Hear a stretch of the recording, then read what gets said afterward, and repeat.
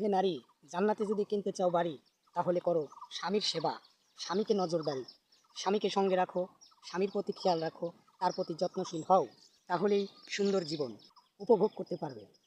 সুন্দর জীবন তাকে বলে না যাকে বলে স্বাধীনতা। স্বাধীনতা নামে আপনারা যে বলেন বাইরে ঘুরতে যেতে হবে, ফুচকা খেতে হবে, ঠোঁটে লিপস্টিক দিতে হবে, চোখে আইলানা মাস্কারা বিভিন্ন ধরনের এই কসমেটিক পরে মানুষের সাথে দেখা করতে হবে, বয়ফ্রেন্ড আছে, গার্লফ্রেন্ড আছে, বিভিন্ন বন্ধুবান্ধব আছে, তাদের সাথে দেখা করতে হবে, না হলে আপনার স্বাধীনতা নেই। আপনি ঘরে আবদ্ধ, ঘরে আটকা রয়েছেন।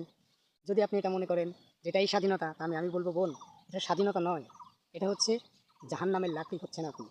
জাহান্নামে জাহান্নামে যাওয়ার জন্য টিকিট আপনি সংগ্রহ করছেন।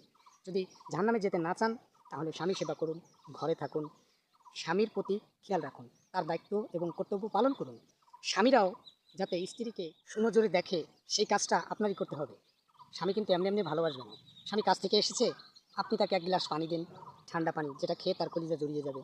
আর সেটার বদলে যদি আপনি বলেন, এসে নালিশ করেন, এই তুমি আর তোমার কাছে আমি ওই দিন ওইটা চেয়েছি, তুমি আমাকে দাওনি, তুমি আমার কাছে ওই দিন এইটা চেয়েছি দাওনি, তুমি আমাকে বাপের বাড়ি যেতে দাওনি, মেলায় নিয়ে যাওনি, তোমার সাথে কথা নেই, তাহলে তো কখনোই দাম্পত্য জীবনে সুখ শান্তি আসবে না। ধীরে ধীরে ডিভোর্সের দিক চলে যাবে। নিজের সাজ স্বামীর জন্য সাজুন, স্বামীকে ভালোবাসুন। আর স্বামীরাও স্ত্রীকে ভালোবাসবে, সেই সেই কাজটা আপনারই করতে হবে।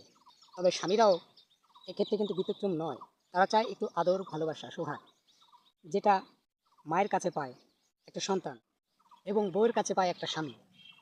তাই স্বামীকে খুশি রাখুন, সুখে শান্তিতে বসবাস করুন।